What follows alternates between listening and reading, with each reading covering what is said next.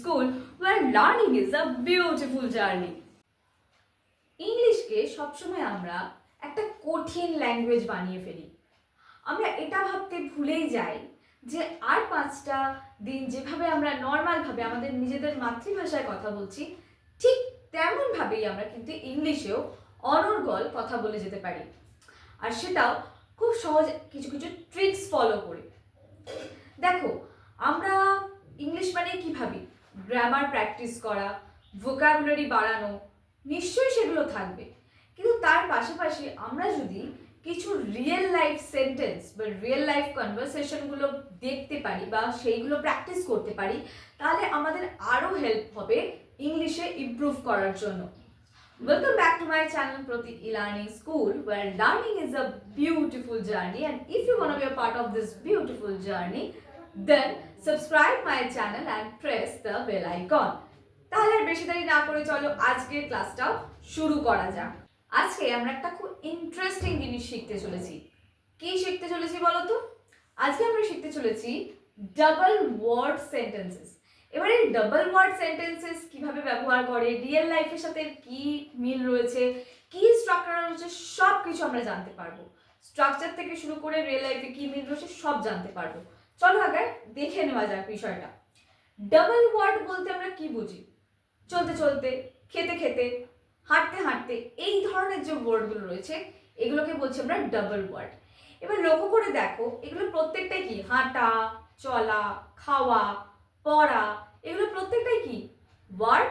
তাহলে আমরা একটা সেন্টেন্সের মধ্যে ভার্বের দুবার ব্যবহার করছি, অর্থাৎ ডাবল ব্যবহার করছি, রাইট? এইখানেই হচ্ছে আসল টুইস্ট। এইবার দেখতে হবে এই জায়গাটা, ভার্ব প্লাস তে, ভার্ব প্লাস তে। কেন আমি এভাবে লিখেছি কথাটা তোমাদের বুঝতে সুবিধা হবে। এই যে বুঝতে, ইংলিশ আমরা বুঝতে বুঝতে শিখে যাব, ইংলিশ আমরা শুনতে শুনতে শিখে যাব। এই যে শোনা, বোঝা, এই প্রত্যেকটাই কিন্তু ওয়ার্ড, আর এই ওয়ার্ডেরই আমরা ডাবল ইউজ করছি। তাই চলো, এই ভার্ব প্লাস তে is equal to while doing something, অর্থাৎ কোনো কিছু করতে করতে আরেকটা অ্যাকশনের মানে কি বলবো, সেই পার্টিকুলার জায়গাটাতে এন্ট্রি হওয়া বলা ভালো। মানে ধরো তুমি খেতে খেতে অঙ্ক করছো, বোঝা গেল? তো এখানে খেতে খেতে ডাবল ইউজ হচ্ছে একটা ভার্বের, প্লাস অঙ্ক করছো আরেকটা, দেখো ভার্বের উপস্থিতি লক্ষ্য করা যাচ্ছে, বা আরেকটা অ্যাকশন কিন্তু আমরা দেখতে পাচ্ছি সেন্টেন্স। বোঝা গেল? চলো এবার দেখে নেওয়া যাক কিভাবে আমরা রিয়েল লাইফে এটা ইউজ করি। এবার আমরা রিয়েল লাইফে ইউজুয়ালি আমরা এই কথাগুলো বলে থাকি, ঠিক আছে? তুই খেতে খেতে কাজটা করে নে, ঠিক আছে? তুই গান গাইতে গাইতে তোর গান শেখা হয়ে যাবে। তো এইভাবে এই যে ধরনের সেন্টেন্সগুলো আমরা এগুলো ইউজুয়ালি বাংলায় খুব সহজে বলে দিই, কিন্তু যখন আমরা ইংলিশে বলতে যাই অনেক সময় আমরা জিনিসটা না জানার জন্য আমরা আটকে যাই। তো আমরা এই রিয়েল লাইফ সেন্টেন্সগুলোকেই কিন্তু খুব সহজে শিখতে পারি এবং তার ট্রান্সলেশনও আমরা করতে পারি যদি স্ট্রাকচার, যদি কাঠামো আমাদের জানা থাকে। চলো এবার ডিরেক্টলি চলে যাই আমরা এক্সাম্পলে। দেখো প্রথমটা কি রয়েছে? হাঁটতে হাঁটতে কথা বলছি। হাঁটতে হাঁটতে, আগে এইটুকু দেখো, হাঁটতে হাঁটতে, একটা হাঁটা, এটাকে আমরা দুবার ব্যবহার করছি।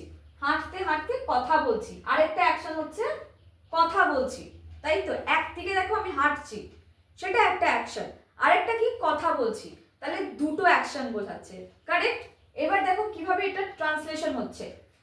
I am talking while walking, অর্থাৎ আমি কথা বলছি হাঁটতে হাঁটতে, while ওয়াকিং হলো। তাহলে এখানে টকিং আর ওয়াকিং দুটো অ্যাকশন বোঝাচ্ছে আমার। চলো নেক্সট সেন্টেন্সে দেখাই। খেতে খেতে পড়ছি, I am studying while eating, অর্থাৎ এই প্রত্যেকটা সেন্টেন্সেই লক্ষ্য করে রাখো while এর ব্যবহার হয়েছে কিন্তু, ঠিক আছে? কোনো একটা কিছু করতে করতে আমরা আরেকটা কিছু করছি, বোঝা গেল? দৌড়াতে দৌড়াতে স্কুলে গেলাম, I went to school while running. হাসতে হাসতে গল্প বললো, হি অর শি, তোমরা তোমাদের মতো ইউজ করো, told the story while laughing। শুনতে শুনতে ঘুমিয়ে পড়লাম, I feel asleep while listening. এইভাবেই আমরা বিভিন্ন ধরনের সেন্টেন্স কিন্তু স্ট্রাকচার করতে পারি। আমি এইখানে কয়েকটা এক্সাম্পল তোমাদের দেখিয়ে দিলাম। এরপরে কিছু সেন্টেন্স আমি তোমাদেরকে অ্যাজ আ এক্সাম্পল দেবো, প্লাস অ্যাজ আ এক্সারসাইজও দিচ্ছি। ভালো করে দেখো, সেগুলো নিজেরা পড়ার চেষ্টা করো, প্লাস চেষ্টা করো আমার যে কমেন্ট সেকশন আছে তোমরা যে কটা সেন্টেন্স ট্রান্সলেট করতে পারছো সেগুলো এসে লিখে যাও, তাহলে আমি তোমাদের কিন্তু কারেকশনও করে দিতে পারবো। যাদের কারেকশনের প্রয়োজন আছে আমি ডেফিনেটলি কারেকশন করে দেবো, এবং নেক্সট ক্লাসে আমরা ওই এক্সারসাইজটা নিয়ে কিন্তু আলোচনা করব।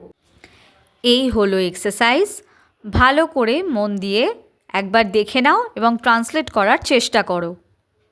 তাহলে আজকের মতন এই পর্যন্তই, দেখা হচ্ছে আবার পরবর্তী ভিডিওতে। ততক্ষণের জন্য ইংলিশ প্র্যাকটিস করতে থাকো।